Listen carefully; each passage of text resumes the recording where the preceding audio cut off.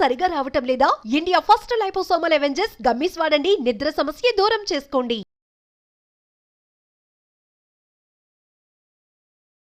Welcome to our channel. మీరు chicken, mutton తీసుకుంటున్నారండి రెగ్యులర్‌గా. So, మీరు ఇలా తీసుకోవడం వల్ల మీకు మోకాళ్ళ నొప్పుల ప్రాబ్లమ్ చాలా ఎక్కువగా అవుతుంది అని చెప్పేసి అంటున్నారు. మీరు హెల్తీగా ఉండడానికి, మోకాళ్ళ నొప్పులు రాకుండా ఉండడానికి అండ్ మోకాళ్ళలో గుజ్జు పెరగడానికి, ఈ ప్రాబ్లమ్ నుంచి మీరు బయటపడడానికి మన వెజిటేరియన్‌లో చాలా వరకు కొన్ని ఐటెమ్స్ ఉన్నాయి. ఈ ఐటెమ్స్ నేను చెప్తాను. వాటి విశిష్టత కూడా చెప్తాను. మీరు నేను చెప్పినట్టు తీసుకోండి.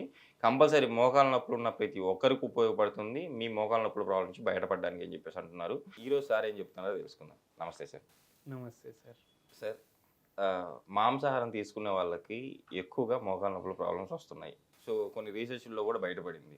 మాంసాహారం అయితే ఎవరైతే తీసుకుంటారో వాళ్ళకి త్వరగా మోకాళ్ళ నొప్పులు వస్తాయని చెప్పేసి. బట్ వాళ్ళు కూడా మనకు కామెంట్ చేస్తున్నారు. సార్ ఓకే మాకు మాంసాహారం వద్దు, శాకాహారమే తీసుకుంటాము.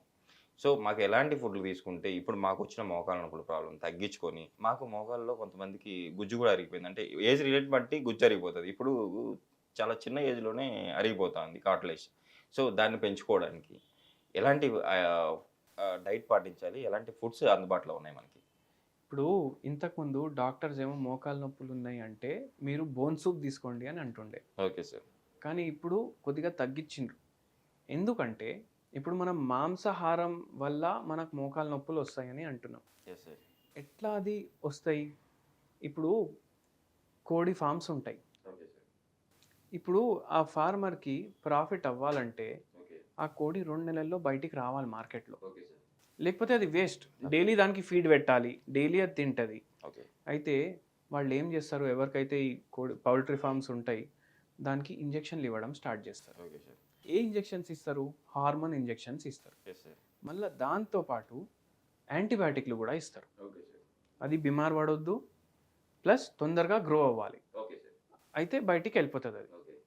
అండ్ దానివల్ల ఏమవుతుందంటే దాని ఏజ్ అంటే దాని గ్రోత్ 5-6 మంత్స్లో ఏదైతే రావాలి 2 నెలల్లోనే వచ్చేస్తుంది. ఓకే. అది మార్కెట్లో వచ్చేస్తుంది. ఓకే. మనం అదే చికెన్ కన్జ్యూమ్ చేస్తాం, ఓకే. అవునా కదా?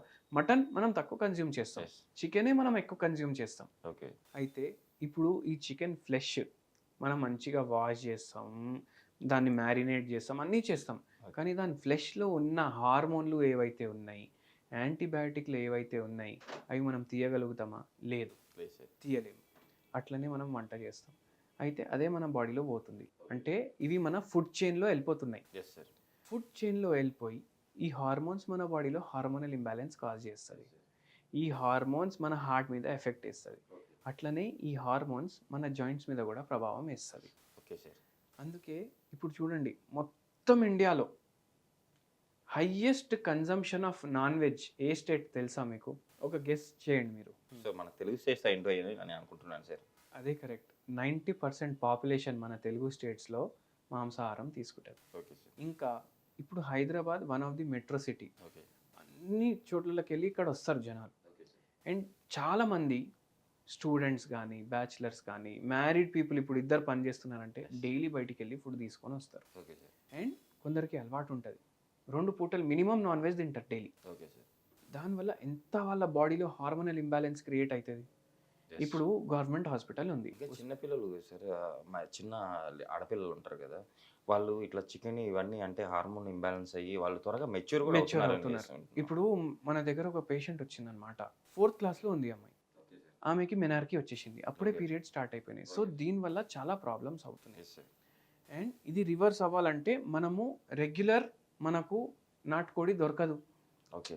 సో ఇప్పుడు మనం ఊర్లలోకి పోయి మీరు షూర్ ఇది నాటుకోడి అంటే మీరు తీసుకోండి, కానీ ఇప్పుడు డైలీ లైఫ్లో అది పాసిబుల్ కాదు. సో ఇప్పుడు ఎప్పుడైతే మన మోకాల్లో ఆస్టియో ఆర్థరైటిస్ డెవలప్ అవుతుంది, ఎప్పుడైతే రుమటాయిడ్ ఆర్థరైటిస్ డెవలప్ అవుతుంది, ఎప్పుడైతే సోరియాటిక్ ఆర్థరైటిస్ డెవలప్ అవుతుంది, ఓకే. ఇప్పుడు ఇంత హార్మోనల్ ఇంబ్యాలెన్స్ అయితే ఏదో ఒక ఆర్థరైటిస్ స్టార్ట్ అవుతుంది మన బాడీలో. Okay sir. ఆస్టియో కానీ, రుమటాయిడ్ కానీ, సోరియాటిక్ కానీ, లేదంటే ఏదైనా ఆటోఇమ్యూన్ డిజార్డర్ వల్ల ఆటోఇమ్యూన్ డిజార్డర్స్ కూడా అవుతాయి మనకు.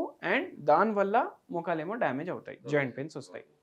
సో ఇది రివర్స్ అవ్వాలంటే మన బాడీలో కరెక్ట్ మాత్రలో కాల్షియం పోవాలి, మన బాడీలో కరెక్ట్ మాత్రలో ప్రోటీన్ పోవాలి. ఎందుకంటే కార్టిలేజ్ కూడా రీజనరేట్ అవ్వాలి అండ్ మోకాలు కూడా హెల్దీ అవ్వాలి. సో మనం దానికోసం హోమియోపతి మెడిసిన్స్ ఇండివిజువలైజ్ ట్రీట్మెంట్ పేషెంట్స్కి ఇస్తాము. Okay sir. దాంతోపాటు మనం డయట్ కూడా ఇస్తాం. ఇప్పుడు మనం డైలీ ఇంట్లో ముద్దపప్పు చేసుకుంటాం Yes. మ్యాక్సిమం, అండ్ రసం చేసుకుంటాం దాంతో. అయితే మనం ఏం చేస్తామంటే డైలీ అదే పప్పు వాడతాం మనం, Yes. కందిపప్పు. ఎస్ అయితే ఏమవుతుంది, ఏ ప్రోటీన్లు కందిపప్పులో ఉన్నాయి అవే ప్రోటీన్లు మన బాడీలో పోతున్నాయి. ఎస్ ఇప్పుడు నాన్ వెజ్ మానేసినాం మనం, ఎందుకు హెల్దీ ఉండాలి. ఎస్ అయితే మనం ఏం చేస్తాం, ఒకరోజు కందిపప్పు వాడతాం, ఓకే ఒకరోజు మినపప్పు వాడతాం. ఓకే ఇప్పుడు మినపప్పు ఏంది, మనము ఈ వడలు చేసుకుంటాం కదా, ఎస్ సార్ అదే పప్పు, ఎస్ కానీ అది పాలిష్డ్ ఉంటుంది. అది Yes. యాక్చువల్లీ బ్లాక్ ఉంటుంది, ఎస్ సార్ పాలిష్డ్ ఉంటుంది. ఎస్ మనం ఏం చేయాలంటే అన్పాలిష్డ్ బ్లాక్ దొరుకుతుంది మీకు మార్కెట్లో, ఎస్ సార్ దొరుకుతుంది. అదే పర్చేస్ చేయండి.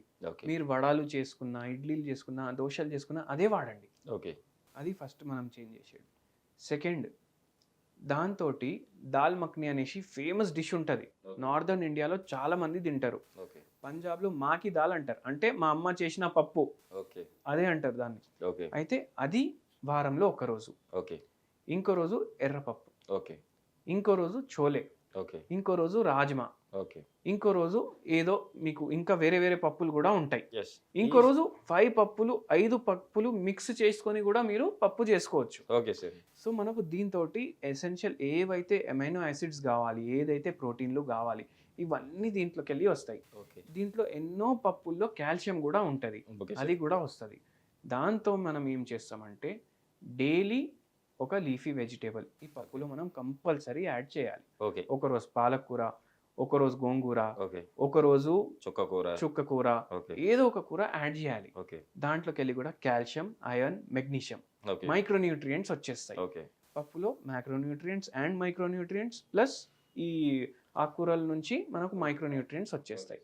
అక్కడ మన బాడీకి ఎసెన్షియల్ కాల్షియం మనకు వస్తుంది, ప్రోటీన్స్ మనకు వస్తాయి. ఓకే సార్ అండ్ మనం నాన్ వెజ్ మానేసినాం కాబట్టి వెయిట్ కూడా తగ్గడం స్టార్ట్ అవుతుంది. ఓకే సార్ అయితే ఎంత బరువు మీ మోకాల మీద పడి పడి అవి డ్యామేజ్ అయినాయి, ఓకే అది అక్కడికే ఆగిపోతుంది.